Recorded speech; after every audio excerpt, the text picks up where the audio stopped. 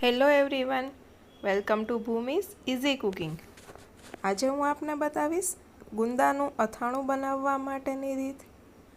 આખું વર્ષ સ્ટોર થઈ શકે અને ખાવાની મજા પડે તેવું આ ગુંદાનું અથાણું એકદમ સરળતાથી કઈ રીતે બને તેના માટે આ વિડીયોને છેલ્લે સુધી અચૂક જોજો। જો તમે આ ચેનલ પર નવા હોય તો ચેનલને સબસ્ક્રાઈબ કરવાનું ભૂલશો નહીં। ગુંદાનું અથાણું બનાવવા માટે સૌપ્રથમ ગુંદા તથા કેરીને લઈ તેને સારી રીતે ધોઈ લો। આ રીતે ગુંદાને લઈ ધોઈ લીધેલા છે। કેરીને પણ પાણીથી સારી રીતે ધોઈ લો। ત્યારબાદ કેરીની છાલ ઉતારી દો। આ રીતે કેરીમાંથી છાલ ઉતારી દો અને ખમણીની મદદથી તેને ખમણી લો। અહીં મેં વધારે મોટી નહીં તેવી મીડિયમ સાઇઝની 3 કેરી લીધેલી છે। આ રીતે તેને ખમણી તેનું છીણ તૈયાર કરી દીધેલું છે।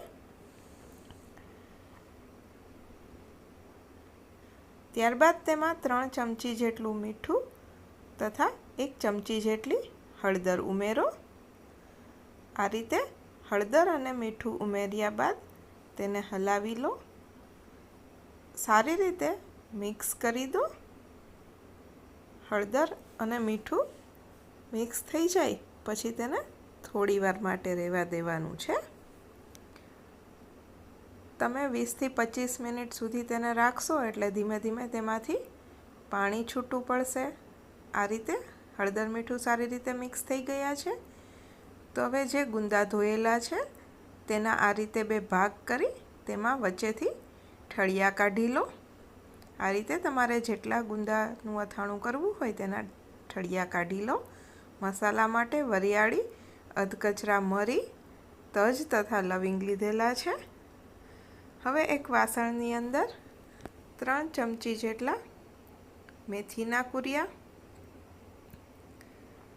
તથા 1 ચમચી જેટલા રાઈના કુરિયા ઉમેરેલા છે। ત્યારબાદ તેમાં 1 ટેબલસ્પૂન જેટલું તેલ ગરમ કરવા માટે મૂકેલું છે। તેલ ગરમ થાય એટલે તેમાં તજ તથા લવિંગ અને 1 ચપટી હિંગ ઉમેરી ગરમ તેલ તેના ઉપર રેડી દો અને તેને ઢાંકીને 2 મિનિટ સુધી રહેવા દો। ત્યારબાદ તેમાં સ્વાદ પ્રમાણે મીઠું ઉમેરો। મેં અહીં 2.5 ચમચી જેટલું મીઠું તથા 1/2 ટીસ્પૂન જેટલી હળદર ઉમેરેલી છે। ત્યારબાદ તેમાં 2 ટીસ્પૂન જેટલી ચટણી ઉમેરેલી છે। ચટણીનું પ્રમાણ તમારા સ્વાદ પ્રમાણે વધારે ઓછું કરી શકો છો। ત્યારબાદ વરિયાળી તથા અધકચરા મરી ઉમેરેલા છે। આ બધું એકદમ સારી રીતે મિક્સ કરી દો। તમે જોઈ શકો છો કે આ બધા મસાલા સારી રીતે મિક્સ થઈ ગયા છે। તો હવે તેમાં એક વાસણની અંદર તેલ ગરમ કરેલું છે। ગરમ કર્યા બાદ તે ઠંડુ પડે પછી તેને ઉમેરવાનું છે। હવે જે આ હળદર મીઠાવાળું કેરીનું છીણ હતું તેને આ રીતે હળવા હાથે દબાવી તેમાંથી પાણી કાઢી લો। આ રીતે છીણમાંથી પાણી કાઢી લેવાનું છે। વધારાનું બધું જ પાણી નીકળી જશે અને આ છીણને પેપરની અંદર કોરું કરવા માટે મૂકી દો। 2 થી 3 કલાક આ રીતે પેપર પર રાખવાનું છે તેથી વધારાનું પાણી શોષાઈ જાય। હવે જે ગુંદાના 2 ભાગ કરેલા છે તેને આ રીતે કેરીના પાણીમાં રાખી અને કાઢી લો જેથી તેમાં અંદર રહેલી વધારાની ચીકાશ દૂર થઈ જશે। આ રીતે તેને ઊંધા રાખી સૂકવી દો। તો આ રીતે 2 થી 3 કલાક કેરીના છીણ તથા ગુંદાને સૂકવવા માટે રાખવાના છે। ત્યારબાદ જે આ મસાલો તૈયાર કરેલો છે તેમાં કેરીનું છીણ ઉમેરી દો અને તેને હલાવી લો। આ રીતે મિક્સ કરી દો। તમે જોઈ શકો છો કે તે એકદમ જ સારી રીતે મિક્સ થઈ જાય છે। હવે આ તૈયાર થયેલું જે મિશ્રણ છે તેને ગુંદામાં વચ્ચે આ રીતે ભરી દો। આ રીતે તમારે જેટલા ગુંદાનું અથાણું બનાવવું હોય તેમાં તમે ભરી દો। તો તૈયાર થઈ ગયું છે એકદમ ટેસ્ટી અને ફટાફટ બની જાય તેવું ગુંદાનું અથાણું. આ અથાણાને તમે આખું વર્ષ બહાર પણ રાખી શકો છો અને તેને ફ્રીઝમાં પણ રાખી શકો છો. હવે તેને એરટાઇટ કન્ટેનરની અંદર ભરી દો. ધીમે ધીમે થોડું થોડું દબાવતા જાઓ અને ભરતા જાઓ.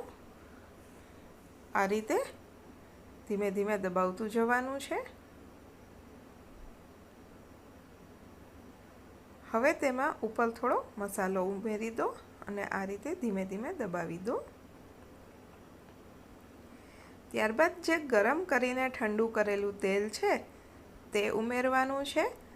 જો તમે આખું વર્ષ બહાર રાખવા માગતા હોય તો તેલમાં ડૂબે તે પ્રમાણે તેલ ઉમેરવાનું છે. ફ્રીઝમાં તમે રાખી શકો છો તથા આ રીતે ઉપરથી 1 ચમચી જેટલું તેલ ઉમેરી એરટાઇટ કન્ટેનર તમારી જે બરણી છે તેને બંધ કરી દો. તો આને તમે આખું વર્ષ બહાર પણ રાખી શકો છો. તો એકદમ જ સરળતાથી અને ફટાફટ બની જાય તેવું ટેસ્ટી આ ગુંદાનું અથાણું તૈયાર છે.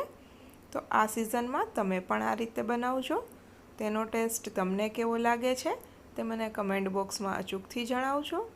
વિડીયોને લાઈક કરજો, તમારા ફ્રેન્ડ્સ, ફેમિલી મેમ્બર્સ અને રિલેટિવ્સ સાથે શેર કરજો અને ભૂમિઝ ઇઝી કુકિંગ ચેનલને સબસ્ક્રાઈબ કરજો.